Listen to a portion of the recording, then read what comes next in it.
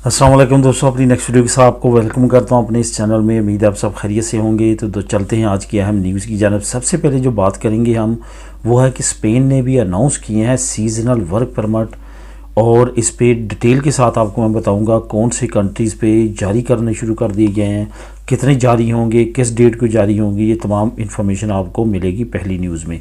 उसके बाद इंग्लैंड ने यूरोपीय यूनियन के लिए जो नया कानून है वो जल्द शुरू करने की अनाउंसमेंट की है। इसके बारे में डिटेल के साथ आपको बताऊंगा ये कानून कौन सा है। इसके बाद रैगो फार्मासियों के बारे में बहुत सारे दोस्तों के कमेंट्स आते हैं, ख़ास तौर पे वो कोर्सेज़ के बारे में काफ़ी ज़्यादा कन्फ्यूजन का शिकार हैं कि कौन सा कोर्स किया जाए और कौन सा जो है वो करने के बाद उनको कॉन्ट्रैक्ट मिल सकता है। इस पे डिटेल के साथ आपको कुछ अहम इन्फॉर्मेशन प्रोवाइड करूंगा और कोर्सेज़ के आपको नाम प्रोवाइड करूंगा।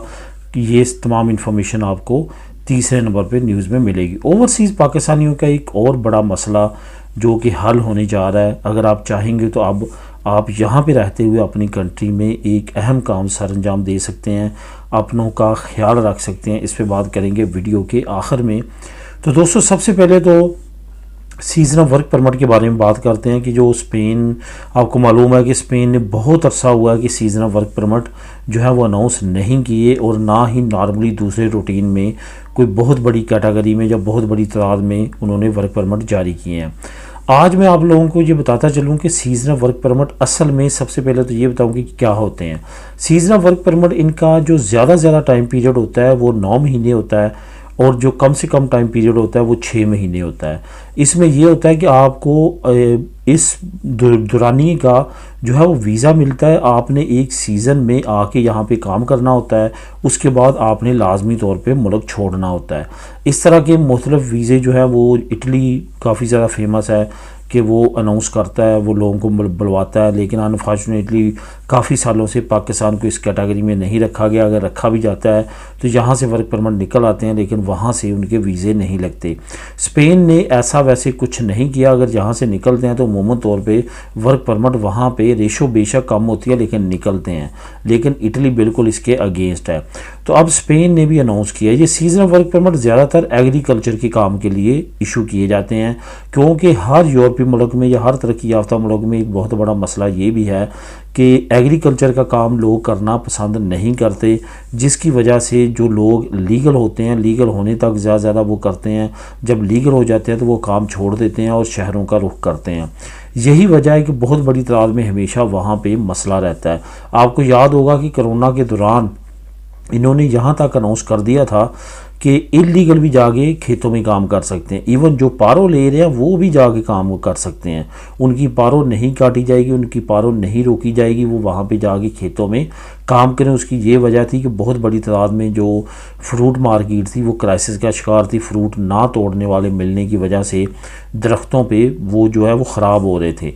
यही वजह है कि इन्होंने इस तरह की अनाउंसमेंट की। अब क्योंकि रिसेशन का टाइम है, दोबारा से हालात बेहतर होना शुरू हो चुके हैं कोरोना के बाद, तो अब दोबारा से डिमांड जो है वो बढ़ रही है, ख़ास तौर पे एग्रीकल्चर में काम करने वाले लोगों की।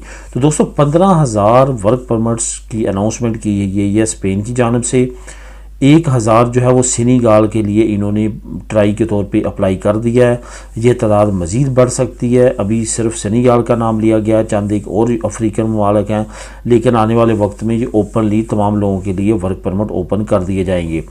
सीजनल वर्क परमिट में सबसे पहले तो एग्रीकल्चर के शोबे को रखा गया है, उसी को सबसे ज़्यादा ज़रूरत है। इस वजह से एग्रीकल्चर का जो शोबा है उसी के लिए वर्क परमिट्स की अनाउंसमेंट करने जा रही है हुकूमत, या की है। इसका लिंक मैं आपको नीचे प्रोवाइड कर दूंगा, वहाँ पे तमाम इन्फॉर्मेशन, तमाम डिटेल आप ख़ुद भी उसको पढ़ सकेंगे। एग्रीकल्चर के शोबे के साथ साथ आने वाले वक्त में और शोबों के भी वर्क परमिट्स ओपन हो सकते हैं, क्योंकि आपको मालूम है कि ख़ास स्किल के लोग जो हैं वो स्पेन में उनकी कमी है और काफ़ी ज़्यादा डिमांड बढ़ती जा रही है। ख़ास तौर पे आपने देखा होगा कि एग्रीकल्चर के शोबे के साथ साथ जो कंस्ट्रक्शन का शोबा है वहाँ पे भी इस वक्त जो है वो जो स्किल बेस मिस्त्री हैं या लोग हैं वो नहीं मिल रहे, और उनकी डिमांड जो है वो काफ़ी ज़्यादा बढ़ती जा रही है। अभी रिसेशन का साल 2023 ख़त्म होने के करीब जैसे होगा या 2024 आएगा, तो बहुत ज़्यादा उम्मीद है कि कंस्ट्रक्शन के साथ साथ बाकी शोबों के भी वर्क परमिट ओपन हो जाएंगे। उसके बाद ईज़िली लोग जो है वो दूसरे मालिक से भी आ सकेंगे। बहरहाल इसका लिंक आपको लिंक नंबर 1 मिल जाएगा, आप क्लिक करके उसको ख़ुद भी रीड कर सकेंगे। अब बात करते हैं इंग्लैंड की। इंग्लैंड ने तकरीबन 6 महीने से मुख्तलिफ़ ज़ावियों पे मुख्तलिफ़ मौक़ों पे उसने कुछ अनाउंसमेंट्स की हैं यूरोपीय यूनियन के हिसाब से, यूरोपीय यूनियन के लोगों के लिए। तो एक अहम अनाउंसमेंट जिसमें मैंने पहले भी एक दो मरतबा वीडियो में ज़िक्र किया, वो है ETA की, इलेक्ट्रॉनिक ट्रैवल ऑथराइजेशन की। मतलब ये कि वो ममालिक जिनकी फ़्री एंट्री है यूके में, अब उनको फ्री एंट्री नहीं दी जाएगी जब तक वो अपना ETA सर्टिफिकेट नहीं लेंगे। ETA सर्टिफिकेट याद रहे वीज़ा नहीं है, लेकिन ऑनलाइन वेरिफिकेशन है जो आपकी होगी कि आप कहीं किसी इंटरनेशनल अदारे को मतलूब तो नहीं, आप कोई मुजरम तो नहीं किसी केस में, किसी सीरियस केस में, या कि आपकी ऐसी पर्सनालिटी तो नहीं जो पहले बैन की जा चुकी हैं यूके में। इस तरह के मामला को चेक करने के बाद आप अगर क्लियर होंगे तो आपको ETA इशू कर दिया जाएगा, उसके बाद आप ट्रैवल कर सकेंगे, कोई भी मसला नहीं होगा।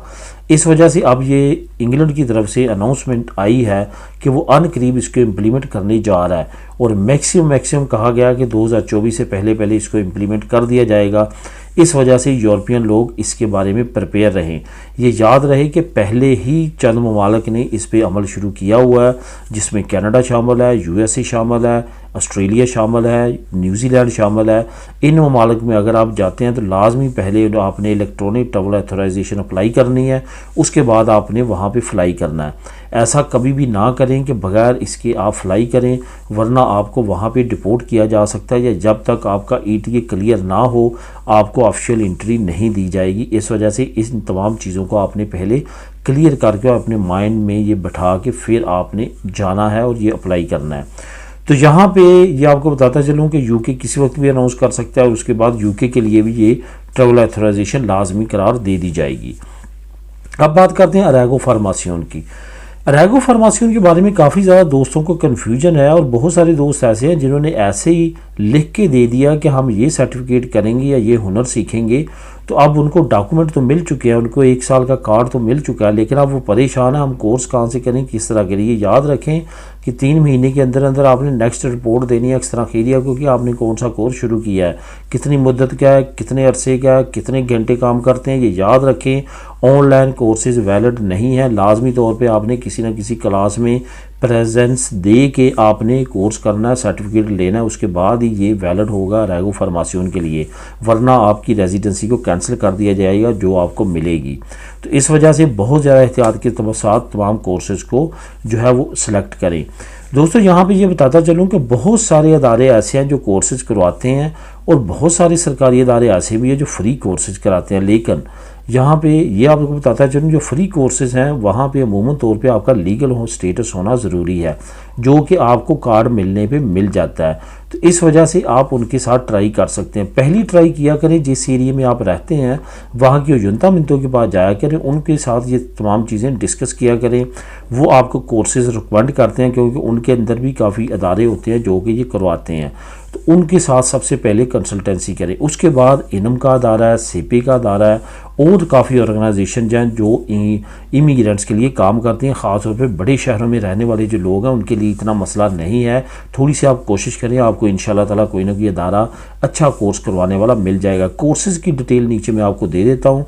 ये कोर्सेज तमाम के तमाम वैलिड हैं एक्स्ट्रा खैरिया में अरेगो फार्मासियोन अप्लाई करने के लिए। इनमें से कोई भी आप सेलेक्ट करके जो आपके इंटरेस्ट के मुताबिक आप शुरू कर सकते हैं। ओवरसीज़ पाकिस्तानियों के लिए एक बहुत अच्छी और स्कीम, एक और बहुत अच्छा ऐलान जो है वो किया गया है। इस पे आप बेनिफिट उठा सकते हैं, अपने प्यारों की यहाँ पे रहते हुए वहाँ पे केयर लुक आफ्टर कर सकते हैं। मैंने आज से चंद दिन पहले आपकी बेशुमार डिमांड पे एक बहुत अच्छी वेबसाइट तलाश करके दी थी, और वो वेबसाइट काफ़ी पुरानी है और ओवरसीज़ पाकिस्तानी ही उसको चला रहे हैं, जिसका मैंने आपको लिंक भी दिया था कि www.mamuinpakistan.com। ये वेबसाइट ऐसी थी जो उस पर आप यहाँ पे रहते हुए अपना कोई भी डॉक्यूमेंट अटेस्ट करवाना चाहते हैं, अपनी नेशनलिटी के लिए, अपने वीज़े के लिए, अपनी फैमिली के पेपर्स के लिए, कोई और भी किसी तरह के भाई अथॉरिटी लेटर के लिए, तो आप यहाँ पे रहते हुए उस वेबसाइट के साथ मुआहिदा करते हैं और अब वो काम करवा सकते हैं। काफ़ी ज़्यादा आप लोगों ने उसको अप्रिशिएट किया, मैं उसका बहुत मशकूर हूँ, आपका शुक्रिया अदा करता हूँ। इसी तरह आज मैं आप लोगों के साथ एक और नेटवर्क लेके आया जो कि मेडिकल से रिलेटेड है। आपके वहाँ पे वालदैन को अगर मेडिकल की अच्छा ज़रूरत है तो आप उसका फ़ायदा उठा सकते हैं। बहुत अच्छी एक तंजीम बनी है पाकिस्तानी डॉक्टरों की, हाई क्वालिफाइड स्पेशलिस्ट डॉक्टर हैं, उन्होंने ओवरसीज़ पाकिस्तानियों के लिए सर्वर शुरू किया। उसका लिंक आपको नीचे मिल जाएगा, आप उसको क्लिक करके ख़ुद भी रीड कर सकेंगे। मिलेंगे नेक्स्ट वीडियो में नई अपडेट्स के साथ। अल्लाह हाफिज़।